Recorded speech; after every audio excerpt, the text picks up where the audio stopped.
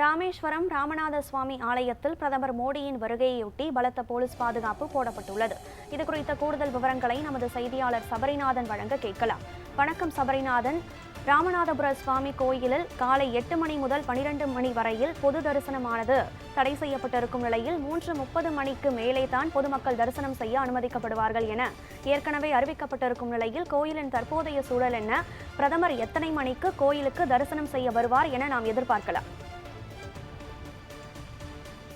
நிச்சயமாக கனகராதா, ராமேஸ்வரம் ராமநாத சுவாமி கோவிலில் பிரதமர் மோடி இன்று சாமி தரிசனம் செய்ய உள்ளதால் பக்தர்களுக்கு காலை 8 மணி முதல் மதியம் 1 மணி வரை அனுமதி இல்லை என நேர கட்டுப்பாடு விதிக்கப்பட்டுள்ளது. அதாவது ராமநாதபுரம் மாவட்டம் பாம்பன் கடலில் கட்டப்பட்டுள்ள புதிய ரயில்வே தூக்கு பாலத்தை பிரதமர் மோடி இன்று திறந்து வைக்க இன்னும் சற்று நேரத்தில் இலங்கையிலிருந்து ஹெலிகாப்டர் மூலம் ஹெலிபேட் தளத்திற்கு வருகை தர உள்ளார். பின்னர் அங்கிருந்து சாலை மார்க்கமாக பாம்பன் ரயில் தூக்கு பாலத்தை திறந்து வைத்து சாலை மார்க்கமாக ராமநாத சுவாமி ஆலயத்திற்கு சுமார் 12:45 மணிக்கு வருகை தருவார் என எதிர்பார்க்கப்படுகிறது.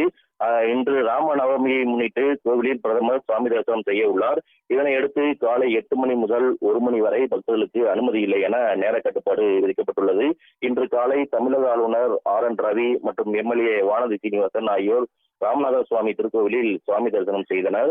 இந்த நிலையில் கோவில் வளாகம் முழுவதும் பலத்த போலீஸ் பாதுகாப்பு போடப்பட்டுள்ளது. பக்தர்கள் கோபுரத்தை பார்த்தபடி கோயிலில் வெளியே நின்று தற்பொழுது சாமி தரிசனம் செய்துவிட்டு செல்கின்றனர். கனகராதா, பிரதமர் மோடியின் வருகையொட்டி 4000த்திற்கும் மேற்பட்ட போலீசார் ராமேஸ்வரத்தில் பாதுகாப்பு பணியில் ஈடுபட்டிருக்கும் நிலையில் ராமநாத சுவாமி கோயிலிலும் பலத்த போலீஸ் பாதுகாப்பு போடப்பட்டிருக்கிறது. இதுகுறித்த முழு விவரத்தையும் பதிவு செய்தமைக்கு நன்றி சபரிநாதன்.